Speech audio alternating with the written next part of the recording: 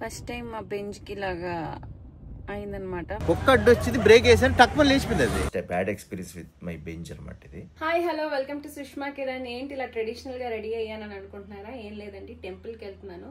Temple కి అంటే normal గా టెంపుల్ కి ఎప్పుడైనా వెళ్తాము, ఈసారి కొంచెం స్పెషల్ అనమాట. మా కార్ కి పూజ. అదేంటి ఆల్రెడీ పూజ అయిపోయింది కదా, మళ్ళీ పూజ ఏంటి అని అనుకోవచ్చు. యాక్చువల్ గా మా ఆల్కాజారికి కూడా ఇక్కడ వాహన పూజ అయ్యాక పెద్దమ్మ తల్లి టెంపుల్ కి వెళ్ళి పూజ చేయించాం అనమాట. Flash back. సకల దృష్టి దోష నివారణార్థం కూష్మాండ బలిందధాతు.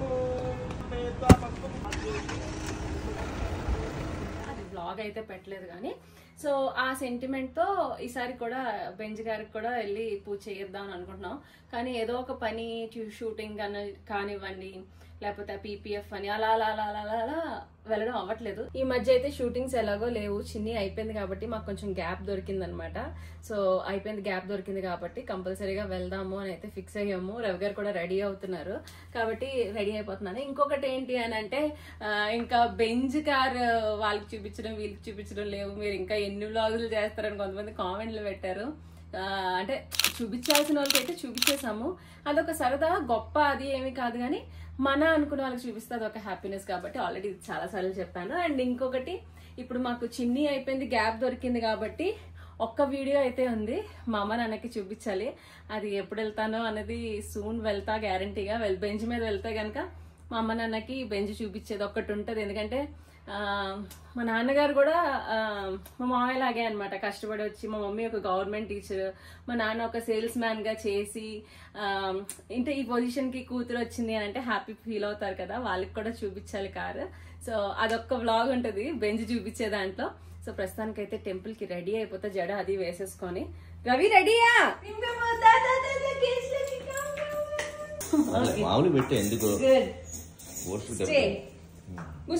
బోస్టర్ కూడా మంచం కిందకి వెళ్ళిపోయాడు. మా బోస్టర్ ఏంటంటే కేజ్ అంటే చాలు పారిపోతాడు, నన్ను మంచం కింద దూరితే తీయలేరు అని చెప్పి ఆ మూలకో లేకపోతే ఆ టేబుల్ కిందకో ఈ టేబుల్ కిందకో వెళ్ళిపోతాడు అనమాట. వాడికి కేజ్ అంటే అస్సలు నచ్చదు. మా క్రీమ్ కి కేజ్ అంటే ఇల్లు. అది ప్రపంచం ట్యూషన్ నుంచి వచ్చేస్తాడు. వచ్చేకెళ్దాం అయితే కాసేపు. వచ్చేకెళ్దాం, నిలబడి జడేసేసుకో తొందరగా. 1 hour later.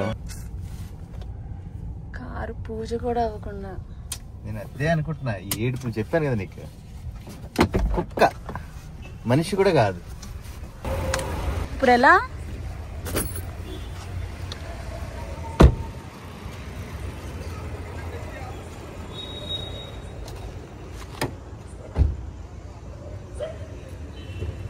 ఎలా? ఏం అవలే, అది సెన్సార్కి తగిలింది అంతే.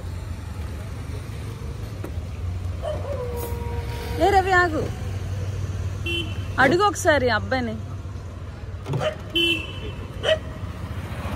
దానికి తగిలిందా ఏమన్నా?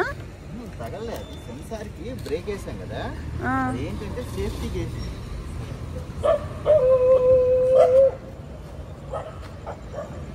సేఫ్టీ ఇదేంటంటే మనిషికి అయినప్పుడు సేఫ్టీ. అది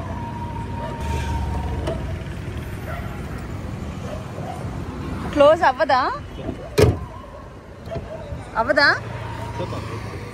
ఒకసారి రాహుల్కి ఫోన్ చేయి. కాలుతుందా?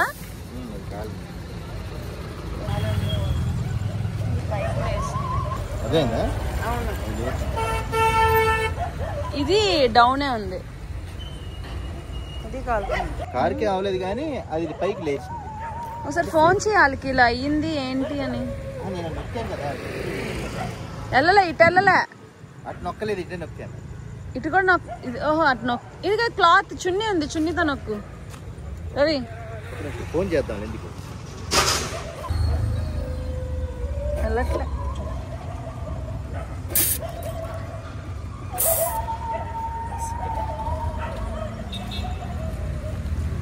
ఇటు కూడా నొక్కోమని.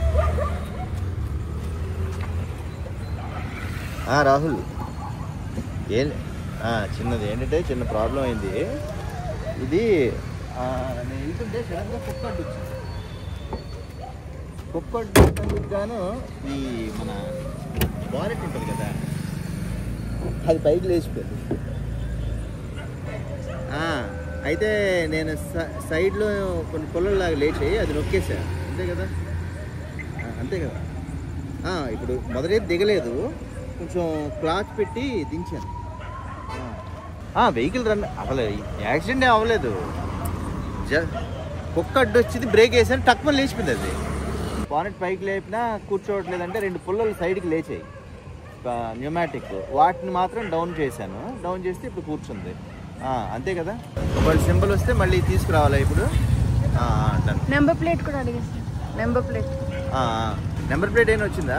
అవునా, అయిపోయింది. అప్పుడు ఇప్పటికి 1 month 25 రోజులు అయిపోయింది.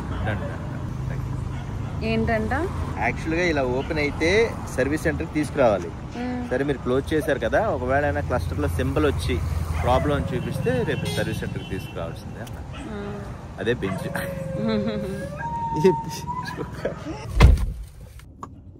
So bonnet malfunction see owners manual అని వచ్చింది. ఫస్ట్ టైం మా బెంచ్కి ఇలాగా అయిందనమాట. మేము పూజ చేయిద్దాము అని అనుకున్నాం. పూజ చేయిద్దాం అనుకునే లోపలే ఇలా అయింది.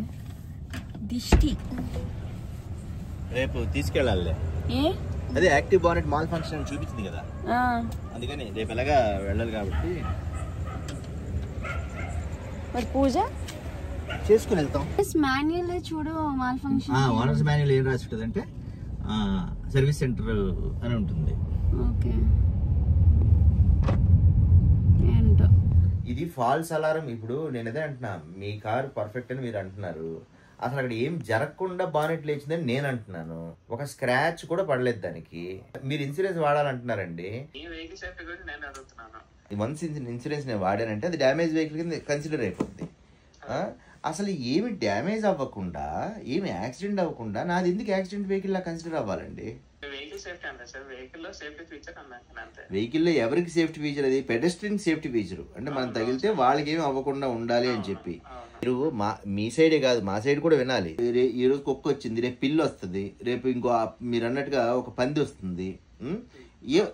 అంటే రోడ్డు మీద ఎన్నో తిరుగుతుంటాయి కదండి, ప్రతిసారి యాక్టివేట్ అయిపోతుంది. ఇప్పుడు పెడెస్ట్రియన్ సేఫ్టీ అని మీరు పెట్టినప్పుడు అది ఒకవేళ ఇలా యాక్టివేట్ అయితే దాన్ని రీసెట్ చేసే విధంగా కస్టమర్స్కి ఇచ్చే విధంగా ఉంటే బెటర్. కానీ మీరు అది సాలినాయిడ్ 1 time యూజ్ కింద పెట్టి అది వేస్ట్ కదండి.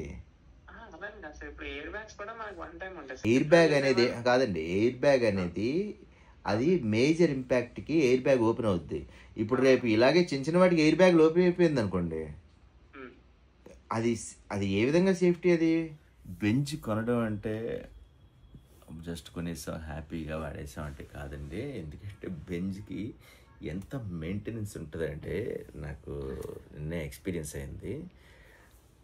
జస్ట్ దాంట్లో ఒక సేఫ్టీ ఫీచర్ ఉంది. ఆ సేఫ్టీ ఫీచరు కస్టమర్కి నష్టం అని ఒక విధంగా నా ఫీలింగ్. ఎందుకు అంటే ఒక విధంగా మంచిదే, ఇంకో విధంగా నష్టం. మంచిది ఏంటంటే నిజానికి పెద్ద యాక్సిడెంట్ ఏదైనా ఇంపాక్ట్ అయినప్పుడు సేఫ్టీ ఫీచర్ ఉపయోగపడి పెడెస్ట్రియన్ కానీ పెట్స్కి కానీ ఏమీ జరగకుండా ఉంటుంది. At the same time windshield కానీ అన్నీ బాగానే ఉంటుంది. బట్ నిన్న జరిగిన ఇన్సిడెంట్లో ఏమైందంటే ఒక చిన్న డాగ్ అంటే వీధి కుక్క, అవి కుక్కలు కొట్టుకుంటూ ఉంటాయి కదా, అలా కొట్టుకుంటూ స్పీడ్గా వచ్చి నా కారు వైపు వచ్చింది. కారు ఫ్రంట్ బంపర్కి తగులుకుని వెళ్ళిపోయింది. అది బాగానే ఉంది. అది తగలు ఇమీడియట్గా నేను బ్రేక్ వేసిన టైంకి కార్కి ఏం అవ్వలేదు, కానీ కారు బానెట్ అనేది లేచిపోయింది అనమాట. అది యాక్టివ్ బానెట్ అంటారు, సేఫ్టీ ఫీచర్ బెంచ్లో ఉంది. వేరే వాళ్ళకి ఎవరికి ఇంపాక్ట్ అవ్వకుండా విండ్షీల్డ్ పాడకుండా పెట్టారు. అది లేవడం ఏంటంటే మనం మామూలుగా డోర్ ఓపెన్ అయితే క్లోజ్ చేసినట్టు కాదు, కంపల్సరీగా సర్వీస్ సెంటర్కి తీసుకెళ్ళాలి. ఎందుకంటే అది 1 time యూజే అంట.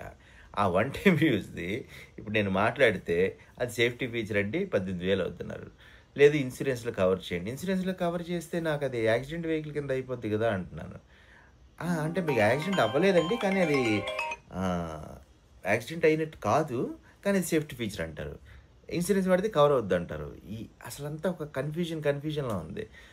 ఏంటంటే ఓన్లీ పార్ట్ అదంతా మళ్ళీ 6-7 రోజులు సర్వీస్ సెంటర్లో పెట్టాలంట. నేను ఇప్పుడు లేదు, సర్వీస్ సెంటర్లో ఆర్డర్ ఇచ్చేసి 6-7 రోజులు నేను కారు పక్కన పెట్టుకోవాలంట.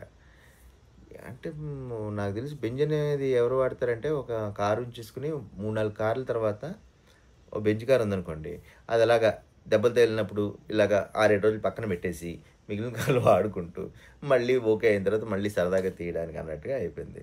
సో కార్ మెయింటెనెన్స్ అనేది కూడా చాలా ఇంపార్టెంట్. అవన్నీ ప్రిపేర్ అయ్యి దిగాలి. నేను యాక్చువల్ ప్రిపేర్ అయ్యాను. ఇలాంటి కొన్ని ఫీచర్స్ మనకు తెలియదు. దేనికన్నా నార్మల్ కార్ అది నార్మల్ కార్ తీసుకోవడం, లగ్జరీ కార్ అని అంటే దానికి తగ్గట్టే ఉంటాయి. నార్మల్ కార్ అనేది ఎప్పుడు ఏంటంటే తగిలిందా, బాగు చేస్తాం, అసలు ట్రై చేసుకున్నా, అవదు అన్నిటికీ లేదు ఈ ఫీచరు. సో ఇది నాకు జరిగిన ఎక్స్పీరియన్స్ అనమాట. Bad experience with my Benz అనమాట ఇది. కాకపోతే మనం ప్రతి దాంట్లోనూ పాజిటివ్ వెతకాలని అంటాం కాబట్టి ఏదో పెద్దది అవ్వకుండా చిన్నది అయింది. ఒక వీధి డాగ్, పైగా ఆ డాగ్ కూడా ఏమవ్వలేదు, తర్వాత అక్కడే తిరుగుతూ ఉన్నాయి.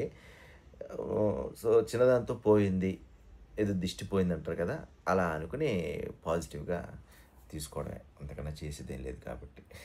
సో నెక్స్ట్ ఇప్పుడు నేను సర్వీస్ సెంటర్కి వెళ్తాను. అక్కడికి వెళ్ళి అసలు ఆ ఇంపాక్ట్ ఎంత అన్నీ రికార్డ్ అయ్యి ఉంటుందంట వాళ్ళ సిస్టంలో, ఎలా జరిగింది వాళ్ళు చూస్తారు, ఏమైనా స్క్రాచ్ అయిందా లేదా అనేది. అదంతా కూడా చెక్ చేయించుకుని దాన్ని బట్టి నెక్స్ట్ స్టెప్ తీసుకోవాలా, ఇన్సూరెన్స్కి వెళ్ళాలా వద్దా, ఇవన్నీ ఆలోచిస్తాను, అవన్నీ మీకు చూపిస్తాను.